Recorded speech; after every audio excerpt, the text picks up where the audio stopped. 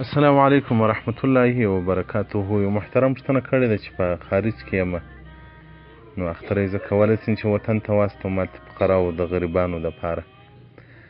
محترمه فقهای کرام وایي چې په اختر کې نیابت صحیح دی، وکالت صحیح دی، چې ته بل چا ته ووایه چې زما پر ځای باندې اختر حلال کړه، پیسې ور واستوي.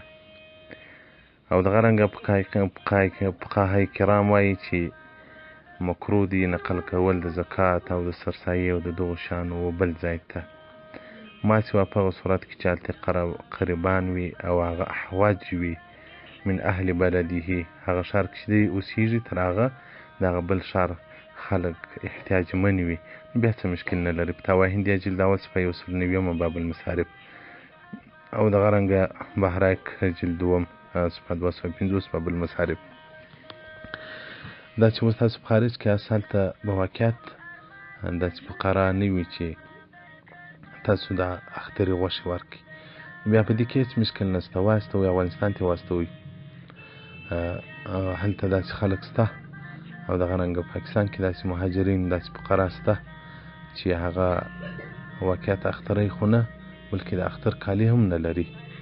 په دې شیانو کې دې الله پر تاسو باندې رحم وکړي، کوشش وکړئ هغه شتمن ورونه چې په خارج کې دي هغه د اختران واستوي، په وطنو کې دي هغه وکیلان څوک ورلره وکیل کړي چې زما له طرفه څخه یې حلال کړه.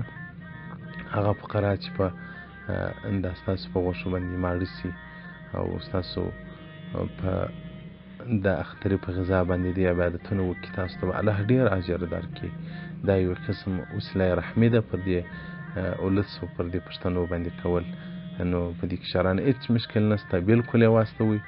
چې په سعودي کې تاسې حلالوئ یا په دوبۍ کې یا په بل ملک کې واقعیت هلته ضرورت نشته ورته، داسې خلک به نه وي چې هغه غوښو ته ضرورت ولري، محتاج وي. اکثره خلک کاروبارونه یې ښه دي، الله دې نور هم ورښه کړي. نو محترمینو افغانستان ته یې واستوئ. هلته داسې خلک شته یقیني چې د سړي په حال باندې خبر شي بیا به پر د خپله ډوډۍ باندې هم خوند نه واخلي. والسلام علیکم ورحمت الله وبرکاته.